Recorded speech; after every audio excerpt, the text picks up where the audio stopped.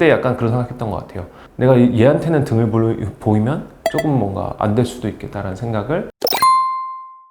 안녕하세요. 법률사무소 대련의 김범식 변호사입니다. 저는 이제 군 검사 출신인데요. 이제 군 검사 중에서도 사건이 제일 많다는 백골부대의 출신입니다. 이 군 검사라는 거에 대해서 생소하신 분들도 원래 많으셨는데, 이제 얼마 전에 드라마가 나왔었죠. 군 검사 도베르만이라고 나왔었는데, 사실 거기는 조금 약간 희화한 부분이 많긴 한데, 군 검사의 경우에는 간단하게 설명드리면은 이제는 많이 바뀌었습니다. 2019년도, 20년도, 21년도만 한다고 하더라도 그때 당시에는 이제 헌병에 대한 이름이 바뀌었죠. 군사법경찰관에 대한 수사 지휘권이 있었고, 바깥에 있는 이제 일반 민간 검사들 같은 경우에는 수사검사하고 공판검사가 나뉘어져 있습니다. 근데 군검사는 군사법경찰관들을 지휘하는 것부터 수사하는 것, 그리고 나중에 공판하는 것까지 다 한 명의 검사가 맡아서 하게 됩니다. 그렇다 보니까 밖에 나가서 이제 변호사 생활을 하는 데 있어서 군검사 경력이 굉장히 많이 도움이 되더라고요. 그래서 오늘은 군검사를 하면서 있었던 사건들 중에서 첫 번째로 이제 횡령 사건에 대해서 한번 얘기를 해드리도록 하겠습니다. 제가 맡았던 횡령 사건은 어떤 거였냐면은, 이제 이 부대의 카드를 관리하는 사람이었어요. 공금을 관리하는 사람이었는데, 이 사람이 A라는 어떤 사업체에 가가지고 물건을 산 것처럼 선결제를 합니다. 선결제를 100만 원 한 다음에 이 사람이 이 100만 원 결제한 것 중에서 일부를 페이백을 받거나 아니면 업체를 통해서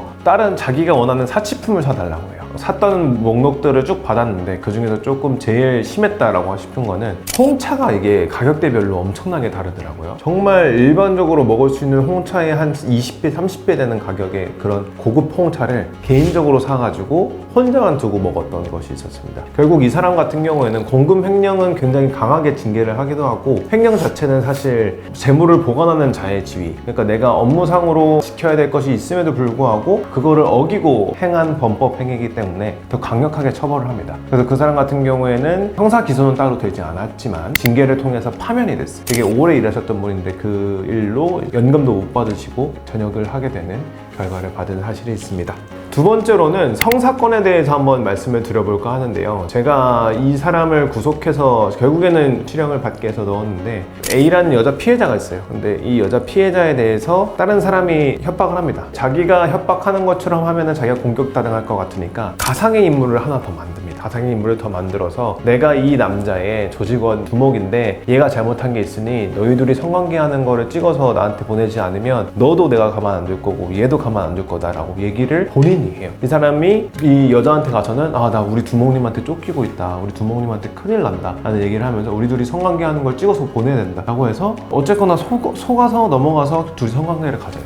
근데 알고 보니까 두 명의 사람들은 다 같은 동일 인물이었었던 거고, 제일 처음에 얘가 너무 괘씸해서 구속영장을 쳤어요. 구속이 됐습니다. 구속이 돼가지고 딱 앉혀놓고 제가 제일 처음 조사를 하는데 다 부인을 하는 거예요. 아니요, 모르는데요 이러는 거예요. 그래서 오케이, 그럼 일주일 가다 넣었습니다. 4일, 5일 정도 지나고 나니까 한번 연락이 오더라고요. 한번 군검사님 만나뵈고 싶다. 조사를 한번 더 합니다. 큰 중범죄들 빼고만 다 인정을 해요. 그래, 오케이, 알겠다. 그래서 보내요. 그리고 나서 제가 피해자 조사를 합니다. 피고인이 이제 범죄자가 이렇게 얘기를 하고 있는데 피해자분의 조력이 필요합니다 라고 얘기를 해서 피해자분의 진술을 구체적으로 확보를 하기 시작해요. 그 구체적으로 확보한 걸 가지고 나중에 3차 조사를 또 시행을 합니다. 하나씩 깨는 거예요. 이 사람이 A에서 B로 갔다고 얘기하는데 피해자는 그렇게 얘기 안 해서 여기서 이렇게 갔다는데 맞냐 아니냐, 모순이 있는 부분들을 하나씩 깨기 시작합니다. 마지막에 물어봅니다. 너 이렇게 해서 증거가 이렇게 있는데 정말 마지막으로 부인할 거냐, 다시 한번 생각해봐라 라고 얘기를 해서 제가 좀 더 생각해보고 오겠습니다 하고 다음에 돌아간 다음에 며칠 있다가 또 다시 연락이 와서 4차 조사 때였었죠.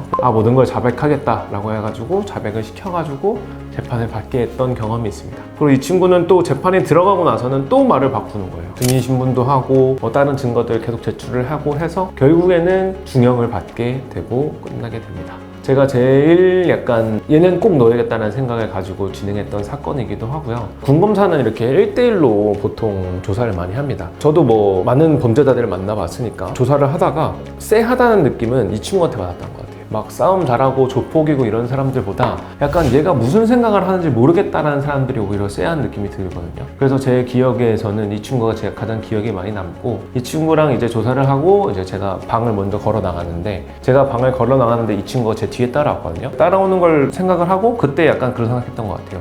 내가 얘한테는 등을 보이면 조금 뭔가 안 될 수도 있겠다라는 생각을 유일하게 했던 친구가 그 친구였었습니다. 어쨌거나 그 친구는 중형을 받았고 어떻게 살고 있는지 모르겠지만 어쨌거나 자기 죗값을 제대로 치르고 있는 그런 사건이 하나 있었습니다.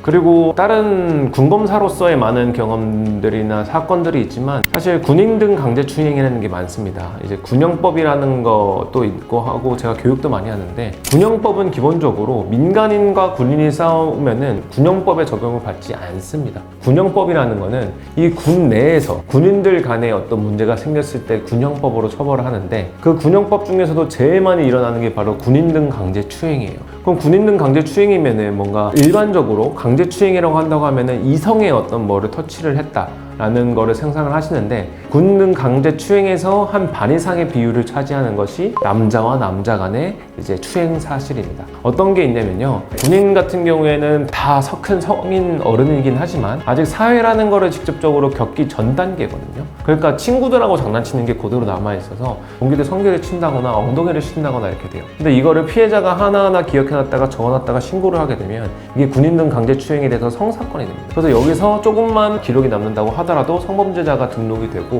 이렇게 되는 경우가 많았어서 상당히 뭐 샤워실에서 뭐 팬티를 벗긴다, 아니면 엉덩이를 만진다, 자고 있는데 뭐 남자가 가슴을 만진다, 장난으로 뭐 성행위 하는 듯한 그런 어떤 이 모션을 상대방에게 취한다, 이렇게 했을 때에는 군인 등 강제추행으로 굉장히 중형에 처하고 있습니다. 또 군대에서 강하게 처벌당하는 범죄 중에 하나가 상관에 대한 죄입니다. 상관에 대한 모욕죄, 폭행죄 뭐 등등등이 있을 텐데요. 상관이라고 한다고 하면은 기본적으로 나보다 계급이 높은 사람이 되는데 병사들 사이, 용사들이죠 이제. 용사들 사이 간에서는 기본적으로 상관에 대한 죄가 성립할 수 없어요. 그건 무슨 말이냐면 이등병이 상병한테 욕을 했다고 해서 상관 모욕죄로 처벌되지 않습니다. 왜냐면은 법적으로 용사들 간의 사이의 경우에는 서열이 없다. 먼저 들어오고 나중에 들어온 것만 있지 지휘감독 체계가 이렇게 성립되지 않는다라고 해서 상관에 대한 죄는 용사들 간의 사이에서는 적용되지 않는다. 근데 유일하게 상관에 대한 죄가 적용이 되는 경우가 딱 하나 있어요. 다들 군대 갔다 오신 분들은 아시겠지만 여기 어깨에 차지는 녹색 견장 있죠. 이게 뭘 뜻하시는지 혹시 알고 계신가요? 분대장이죠. 요 녹색의 거는 뭐냐면은 지휘권이 있다는 얘기예요. 지휘권이 있는 사람의 경우에는 아까는 말씀드렸던 것처럼 용사들 간에서는 지휘감독 체계가 없다라고 했는데 분대장한테는 있는 거예요. 그래가지고 분대장한테 만약에 욕설을 한다거나 하면 상관에 대한 모욕죄, 상관에 대한 폭행죄가 성립될 수 있다는 거 반드시 알아두셔야 됩니다. 네, 지금까지 군검사하면서 지금 뭐 두서없이 생각나는 사건들만 쭉 한번 읊어본 것 같아요. 근데 제가 군검사만 한 게 아니라 법무참모라고 해서 군수지원 부대의 법무를 총괄하는 자리에 있었어요. 그래서 한 1년에 집행하는 금액이 거기서 한 2조 정도 됐었거든요.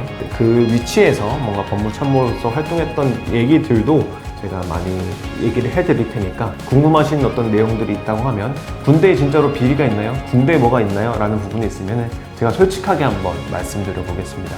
이상으로 오늘의 영상은 마치도록 하겠습니다. 감사합니다.